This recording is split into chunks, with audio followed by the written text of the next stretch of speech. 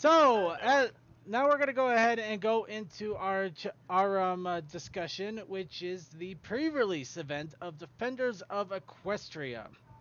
And what's next week's challenge if you've thought of any? Oh, right. I forgot about that. Okay, next week's challenge is coming up right. Okay, yeah, I got nothing. How about something yak related? Okay. Ponies and horn helmets.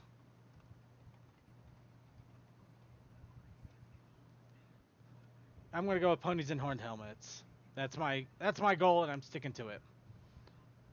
All right. Well, in any case, now moving back on to the actual discussion here. Now we're gonna be talking about the latest pre-release, which is the Defenders of Equestria, for the pony card game. As soon as I write this, because heaven help me that I can't get my stupid camera to actually take a picture sideways when I'm trying to take it sideways. Seriously, how does that even work?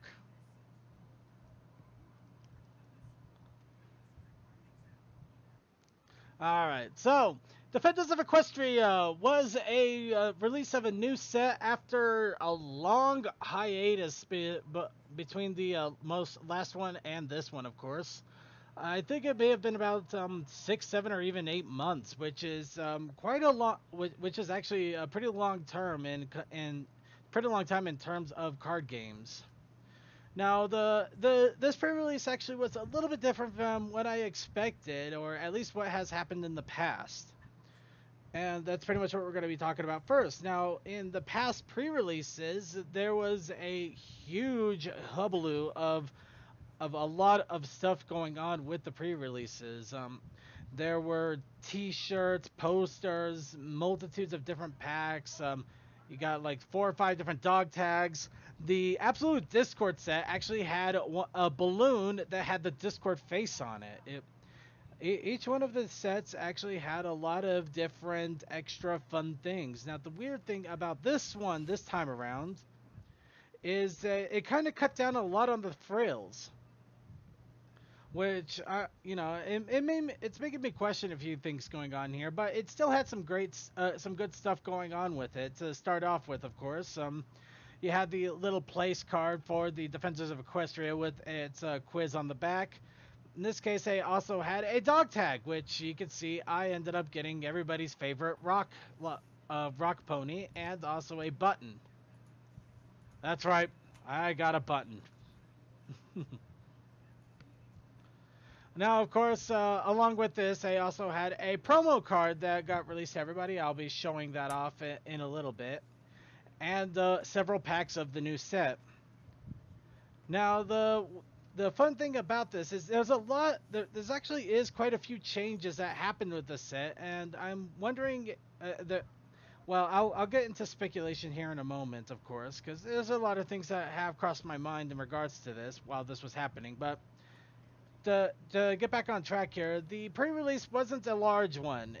Admittedly, the card game has quieted down a little bit here in Utah, but we still got a few avid players. We had about 7 different people show up, which is still okay. It's not great, but it's okay for a pre-release. Also means everybody had a chance to get cards, and of course, we went with the standard pre-release rules, which is you get 8 packs, build a deck as best you can, and unfortunately, that's where we had some problems with Defenders of Equestria. Granted, I probably could have been a little bit smarter about how I did Defenders of Equestria, and actually would have been able to abuse the hell out of it in some cases. But yeah, this current card set, from what I could tell so far, it lends itself really well with supplementing other decks. It is not very good for building a deck on its own. It absolutely needs a supplement with it. But other than that, it actually has a lot of great cards associated to it. Now, of course, the pre-release itself, as I mentioned, 7 people. I almost did the holy quadrilogy of trading card gaming. Essentially, I lost, I won, I got a bye, but I didn't tie. I actually ended up losing again. So technically, I lost twice and I won twice. So I didn't get very high in the rankings, especially since the people I won against didn't do all that well. The people I lost against, yeah. It happens, boss. It happens. It does. Unfortunately, it does. So otherwise though, the games were pretty well done. We did have a lot of fun with the actual card gaming event, and it went on for a few hours. It actually still has me excited for the next trading card set, as well as picking up my own box of this set, which actually came into the store earlier today, but I didn't have time to pick it up. Else if I could have, I probably would have had a lot more to show in regards to this, as well as talk about, but it can't be helped. It cannot be helped. Hey, so life happened. Yeah. And besides, it's only 6 o'clock on your side of the nation. Right. Well, let's go ahead and move on to talking a little bit about the card set in general. Now, what I want to point out pretty much right off the bat here is the cards themselves are interesting because they are different. Now, a lot of people who have played the original card game, they know how the cards feel. And I gotta admit, this is going a little bit into heavier descriptive territory than I'm used to. But I'm not... I couldn't put this outside of my head just because they feel so differently. The previous card game, the previous card sets, you know, they were well made. You could move around. You can move them around. They're good cardboard. The thing is that they were rough. Not exactly a bad kind of a rough, just they kind of had a bit of a grain feel to them, so you know your fingers could hold onto the card nicely as it normally would. Now, the odd thing about the new set here is that they're glossy-ish. They actually so they different card stock or was laminated. A different card stock probably. I doubt the lamination, but it kind of has a glossier feel to it. Now, some of you are asking, where's Rarity? I didn't get Rarity. I did not get Rarity in any of my packs. I only got 5 of the 6. But I literally got 3 of the Twilights. I got 4 Fluttershy's. I'm pretty sure I'll have a Rarity before I know it. But for the moment, I only got 5 of them. But yeah, apparently Interplay may have gone with a different printing pack because, yeah, the card quality was glossy, which is really weird. But it's not a bad thing, and you can't tell them apart from looking at them, so you can't tell the cards apart from the other ones. They all look about the same from the other sets. They just feel differently, which is really weird. Of course, most people are probably not going to notice this all too much because they tend to sleeve their cards the moment they get them. They hardly ever keep them out of their sleeves. At least I still have mine in the Luna box. Of course, yeah, there's that too. But yeah, along with these cards though, another interesting thing that happened with these packs were the way that the cards were organized. Now, you still had the same setup that you did with every other packs, about 7 commons, 3 uncommons, and something that is a rare or higher. Now, of course, they always had them set the exact same way. 7 commons in the front, 3 uncommons in the back, and the rare right after the commons, before the uncommons, right in the middle. Now this time, it was a mess. It was scattered a lot differently, just like they had a few commons, and an uncommon, then a few commons, and a rare, and then an uncommon, and... Now, of course, the only reason I noticed this is I played this game for about 6 to 7 different sets. 6 to 7 different freaking sets. So the fact that they changed up the organization of it, it was also a little bit weirder too. Along with that, there also were some reports about some of the foil cards actually looking blurry. The foilness of it was actually causing the image or the text to look a little blurry. I didn't get a chance to actually see any of those, though. Apparently nobody pulled one of those. So, yeah, in all honesty, it kind of looks like they went with a different company to publish the cards, and considering how long it's been since the last set, And apparently, the only other card set that is right now scheduled to come out anytime in the near future would be the ones related to the movie.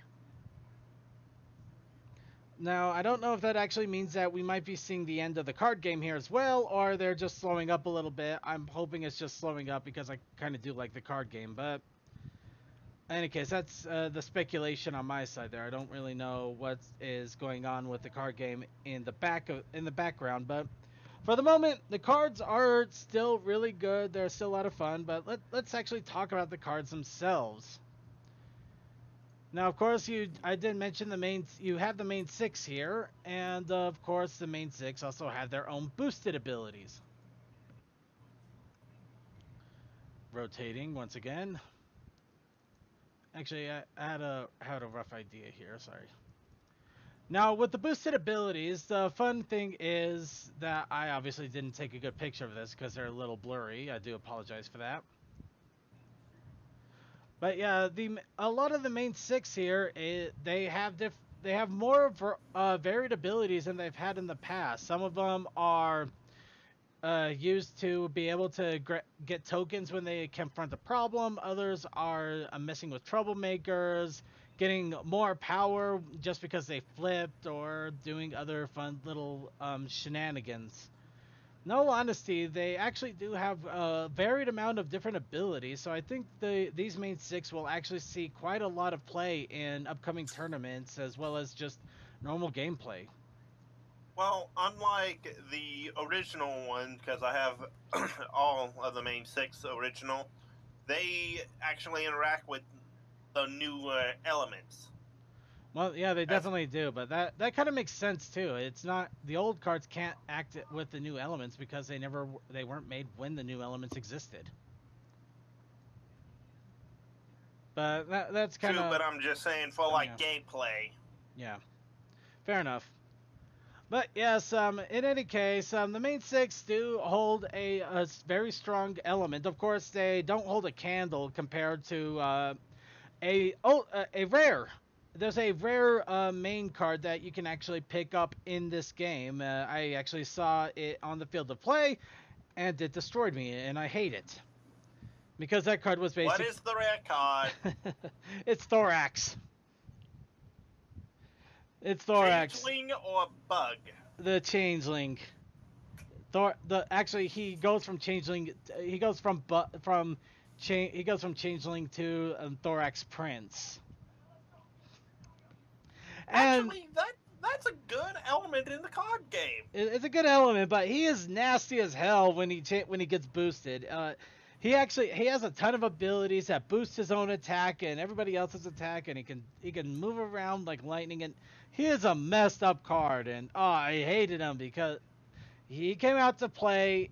It was more of a fight it was a war of attrition at that point. You were not winning. Or if you were going to win, it was not going to be a pretty win. No. Well, honestly, to someone that's a fan of him, it's kind of like, yeah, he may look stupid in your eyes, but he's a badass. Fair enough. In any case, let's go ahead and move on here a little bit. Along with the main 6 here, the other big thing that was going on with this set is you had the Cutie Mark Crusaders. Hold on. Well, not the Cutie. I'm sorry. I goofed up. You also had a few other extras that came with the set this time as well. The big thing being that they actually had token cards for both Changelings, which are a new thing, and Earth Ponies. Of course, Changelings are a little bit more interesting because they have a 2 power and can be any color that they want. So they're literally they're colorless. They're colorless, colorful, whatever the annoyance creature. So basically, you could easily run like a multicolored deck if you have changelings in it. It's entirely possible. Is it effective? Maybe not, but it is entirely possible, and changelings will do a lot of damage with that. But also, here's the other thing: if you have Thorax as your start card, I think it would be a very hard game not to lose. From what you say. Fair enough. Now, the interesting thing about this set this time around is the themes. Of course, you have your main 6 starters, and a lot of the deck, pretty much 90% of it, is based around Season 6. Of course, a few of the different sets are based around different parts of Season 6, starting off with the Christmas episode, Heartswarming Eve. They actually have a multitude of cards based around all the different things that happened both in the story and also when they were singing carols and getting in the spirit while we heard grumpy cadence. Don't you mean Grumpy Starlight? Grumpy light, yeah, grumpy light. Boss, you need more sleep. You'd be surprised.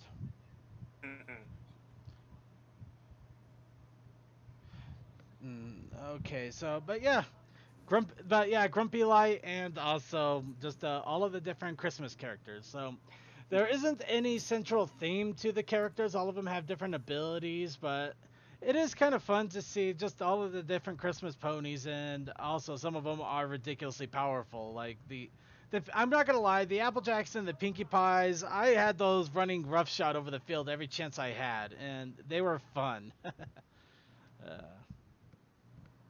But along with the the Christmas ones, you also had the season 6 finale, which was the big thing when it came to this set. In fact, that's why Defenders of Equestria. It's based around the entire events of the season 6 finale, including Thorax, the the changelings. Just to say that for really quick. You also have Discord, Queen Chrissy, different events, problems, characters. I mean, the rare main pony, the rare main card is Thorax. I mean, let's face it. This set was obviously a really big one to include all of this. And so, of course, like a good 40-50% of the cards are all related to this season 6 event finale, which it is still fun, and of course, once again, the cards do not have a theme. Well, I mean, the set, other than the fact that they're based around the season 6 finale, there's no real anything to tie into them. But they also had, for one of the big themes that they introduced into this deck, of course, was Dungeons and Dragons. Ah, you mean Ogres and Oblex, I believe. Ogres and Oblets. Yeah, Oblets. Yeah. Oubliette. Obliette. Ah, I don't know. I'm trying to remember. But I know it was pronounced some really like non-obvious way. Yeah. Which again is funny because Hasbro kind of owns D&D. I don't know. I thought Wizards of the Coast did. Which is owned by Hasbro, if I'm not mistaken. Google! Okay. But, yeah, the funny thing about this is a couple of people actually had the O and O t-shirts that actually came with the Series 4 cards.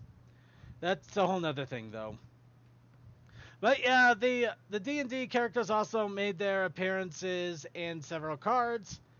And, of course, the fun thing about this time around, there actually were a few more interesting cards, Wildfire being one of them. Now, some of you who have ever played the card game can immediately point out why Wildfire is very unique. Aside from it being a OC of a show creator. Well, there's that. And yes, Wizards of the Coast is owned by Hasbro, so yay! I stand corrected. And confused, but corrected. But no, the big thing is that Wildfire, this is hand-drawn art. It is fan art! It's pretty much a fan art card, which is admittedly unheard of in the game thus far. The closest... Well, then again, there was that whole contest, if you remember back when... Okay, I hope you could bear with me a moment. Unfortunately, a phone call has come in, and I think it's important. Okay, well, entertain the masses.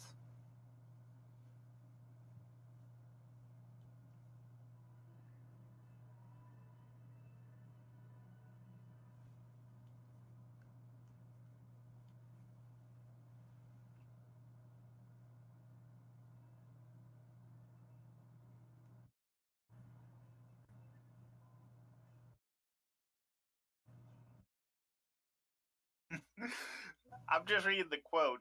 The pen is mightier than the sword, unless I'm holding the sword. That's funny.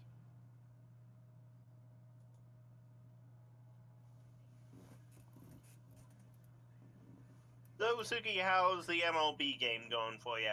Okay, I apologize for all of that. Anyway, yeah. So they right now the current theory about this is that they took some of the fan art submissions that were meant for the Series 4 trading cards and they put them in the playing cards, which in all honesty, I kind of hope they continue to have sets just so they can do this because this was kind of a fun little treat. Yeah, But whether they I do or doubt. not, yeah, whether they do or not, I don't know, but just it is a nice little quote and it is a pretty fun card there. Yeah, and I doubt, well, unless someone's been hiding it from me, that the card I submitted would ever appear. Who knows, but we never really looked, so. So, any Yeah. case, the big thing about the set this time around, of course, is how it tackles into the card game this time.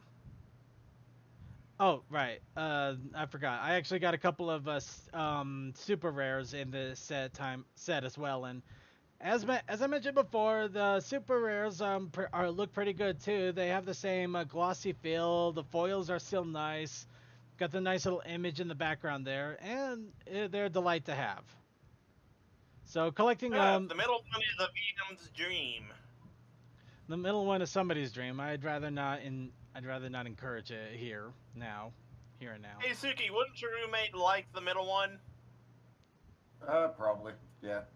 All right. Now, as I was mentioning, there are two big things that this set was going after this time around. The first off, Troublemakers. Troublemakers were a big linchpin in this entire set. Not only the Troublemakers themselves, but how cards interact with the Troublemakers. A lot of cards actually get boosts when they come up against Troublemakers, can flip the Troublemakers upside down, can boost the Troublemakers themselves, can cause troublemaker confrontations to actually either fizzle out or become epic battles for points. Troublemakers were the big thing. Of course, again, if the set was called Defenders of Equestria, it kind of adds up a little bit. True. But But yeah. also, remember the time that we only had, like, Parasprites and Diamond Dogs? Oh, no, we had a lot more Troublemakers than that, man. You are behind. No, I mean the first set. Oh, well, yeah, fair enough. Yeah, Troublemakers were around, but they haven't exactly held a very strong point in any of the sets. Until now. Well, yeah, until now, really. I mean, the other sets, they did include some Troublemaker abilities. Some Troublemakers were a big problem. And they also had a few rule changes in regards to Troublemakers and things like that. So they did become a nuisance, but they weren't exactly a linchpin until now. Now the Troublemakers can be a lot more interesting. That's kind of the only downside that I ever had with the game. Was supposed to confront a problem, and someone sets out a Troublemaker. Well, you have the right card combination, Troublemaker goes away, and you solve the problem. Well, Troublemakers are there to stop you from solving the problem right away. It plays like an episode of the show. We got a problem. Oh no, somebody is stopping us from solving the problem. What shall we do? Stop them! Solve the problem of the thing that's causing us to not be able to solve the problem. Exactly! Actually, I was hoping somebody would go for the changing line. Battle! The loser gets to solve the problem! The winner gets to solve the problem. I want peanut butter sandwiches. I want honeysuckle. Oh no, what do we do? Battle! That's what usually Gorefest is like. Fun stuff. But yeah, Troublemakers are a big thing this time around, and I can't imagine that they're not going to see a lot more play and a lot more strategies involved with them because of this set now. Now, another big thing is card discardation or experienced cards. Now, this is something that is either going to haunt people or it's going to haunt the players, depending on how well it's created. Now, the whole idea of experienced cards is very simple.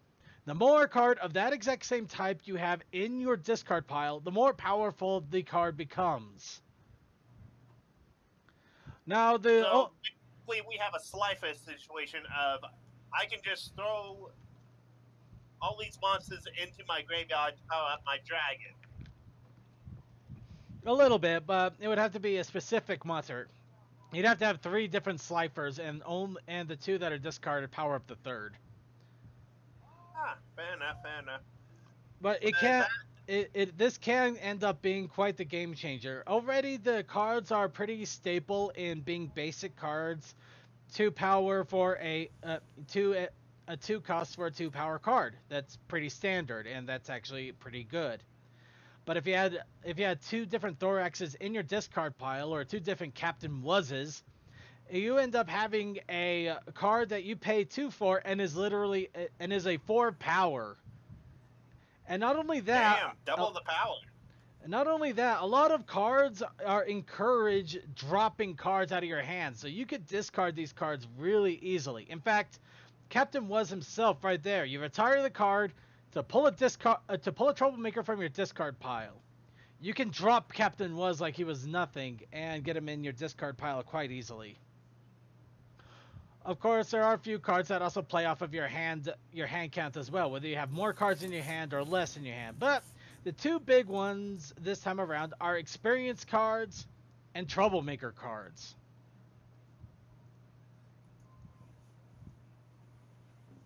Huh. It actually seems like more than just do the whole thing of Zerg rushing to see if you can solve the problem first and overcome the Troublemaker. That was kind of easy to overcome. Well, you're still kind of Zerg rushing it, but now you have to be careful about how you do it, or else you'll end up slaughtering yourself. Of course, the Zerg rushing it kind of calmed down a little bit after they changed the rules when it comes to problems after like several months ago. Or did you know about that? Well, we'll get into that later. That's obviously neither here nor there. But yeah, the card set itself is exciting. I'm actually pretty excited for it. I can't wait to pick up my box, see what I get when I crack those packs, and I'm going to be going back to the tournaments, to the casual play, and see if I can make any more of playing the card game. But yeah, there's not much else to it. Unfortunately, as I mentioned, it was a lot quieter and low-key pre-release than there has been in past. A combination of things probably affected that. The long time wait between the 2 sets. Admittedly, some of the Brony fandom is quieting down, and collecting cards is expensive. Yep. Yep. You think playing games is expensive? Try collecting cards. $60 for a box, and you may not even pull 1 card that you can use. That's how crazy it can get. And that's why you don't play Magic the Gathering unless you have friends. Or you're crazy. Or rich. Or both. Or all. Why not all 3? But yes, there you go, and that is the new set in a nutshell. If anybody has any quick questions that they want to ask about the Defenders of Equestria, feel free to throw them in the chat. I'll answer to the best of my ability. But as for the set itself, it contains everything that the sets recently have had. You have your combination of common, uncommon, rares. You have your special rares. Sorry, no, there is a secret rare. There's a reported secret rare card. There are special rares. There are royal rares. Everything that you would normally have is in this set, so they haven't skimped on anything that they from before. And it actually looks like a pretty full set. As I mentioned before, it does not lend itself very well to playing by itself. You absolutely need to combine this with other cards. Where can you get them? That one's a little bit difficult to say. You're going to have to check in your local area, go to card shops, hobby stores, comic shops, places that they sell Magic cards. You might be able to find Pony cards. Target. Target is also a good place to go. Walmart might have them again for the time being. And of course, there's always good old internet where you can find anything and everything. And unfortunately, that's also a very sad and disturbing truth. Boss, at our peak, we were a sub-tag on Rule 34. Not the actual tag, like point Rule 34 I point like 5, if it exists there is ponies. I don't know about the subtag, but we probably still have a rule. That rule's never going to go away. Let's face it. Nope, it's the internet. Once you made a rule, it's forever exed in the world. Well, that and it's kind of fun to make everything into a pony. True. But in any case, it doesn't look like there's much else in the way of questions here. Then again, I admit the card game is fun, but it's a lot more fun when you're actually playing it with people. It's a very dry topic to talk about with podcasting. So thank you for bearing with me on this, but I felt it was something that people needed to know about because the card game is still fun, and I still had fun with it.